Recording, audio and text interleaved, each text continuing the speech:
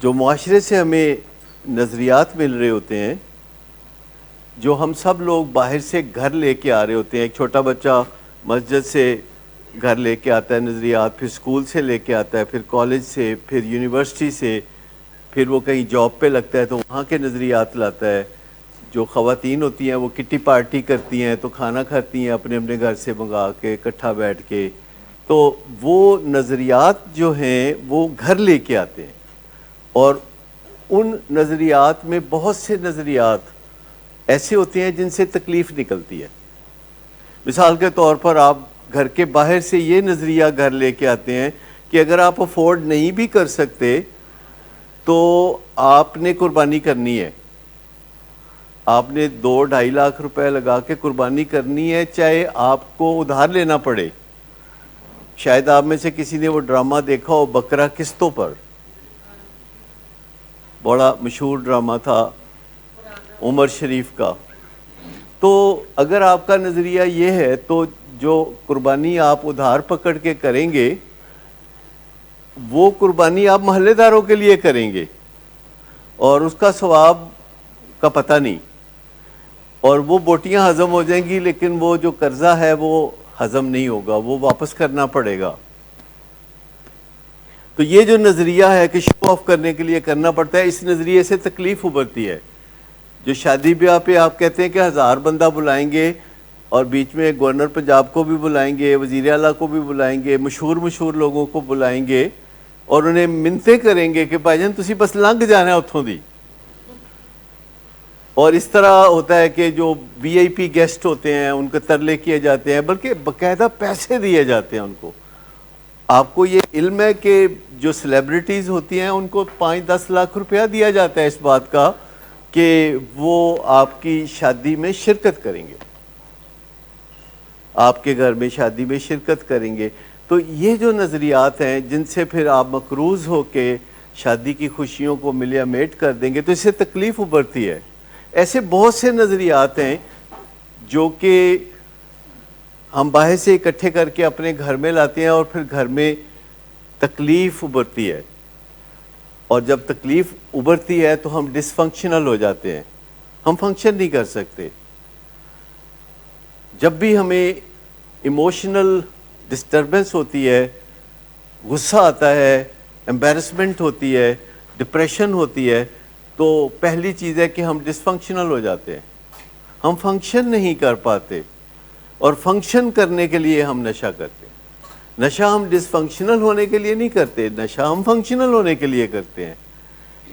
اور جب ہم نشہ کرتے ہیں اور کچھ فنکشنل ہو جاتے ہیں تو پھر آگے ہماری قسمت میں 2 راستے ہوتے ہیں.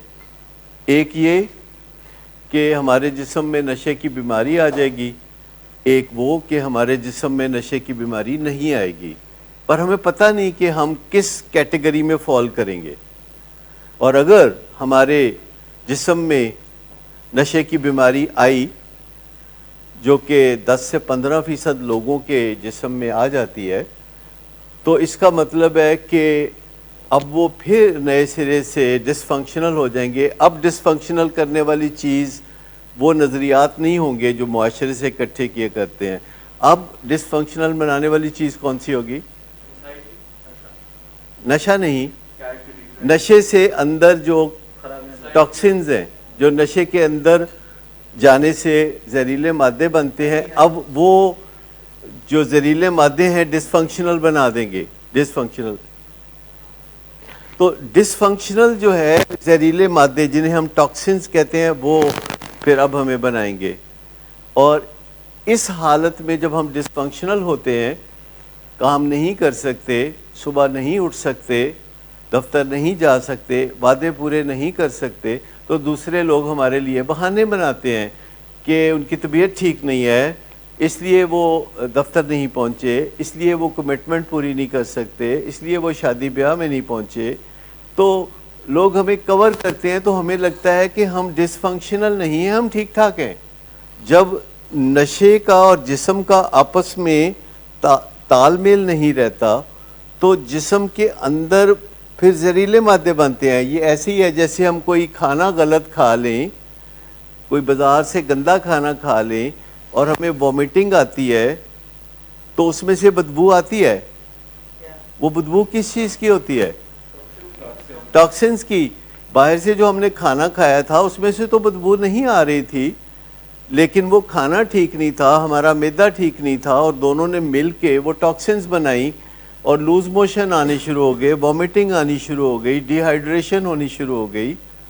تو یہ جو ٹاکسنز ہیں اس میں بدبو کا جو ایلیمنٹ ہے یہ ٹاکسنز کی وجہ سے ہوتا ہے. اور اسی طرح جیسے معدے کا نظام خراب ہوتا ہے تو آپ کو پتہ چلتا ہے کہ وومیٹنگ اور لوز موشن ہے، یا پیٹ میں درد ہو رہی ہے، یا گڑگڑ ہو رہی ہے. اور جب نشے کی وجہ سے جسم میں ٹاکسنز بنتی ہیں، جیسے الکوہل کی وجہ سے الڈیہائیڈ بنتی ہے، تو ہم کہتے ہیں بندہ under the influence of alcohol ہے. یہ بات صحیح ہے کہ غلط ہے؟ غلط. وہ کیا ہوتا ہے؟ انڈر دی انفلوئنس آف الڈیہائیڈ، جو کہ ایک زہریلا مادہ ہے، جو کہ ایک ایڈکشن کی نشانی ہے، اور جس سے مت ماری جاتی ہے، اور اس کو تھوڑا ٹھیک کرنے کے لیے پھر الکوہل لینی پڑتی ہے. اس الکوہل سے تھوڑی دیر کے بعد اور الڈیہائیڈ بنتی ہے. تو ایک ویشیس سرکل بن جاتا ہے کہ آپ نشہ کرتے ہیں یو فیل گڈ، آپ نشہ کرتے ہیں then you feel bad, then you feel bad, پھر آپ اور نشہ کرتے ہیں دین یو فیل گڈ.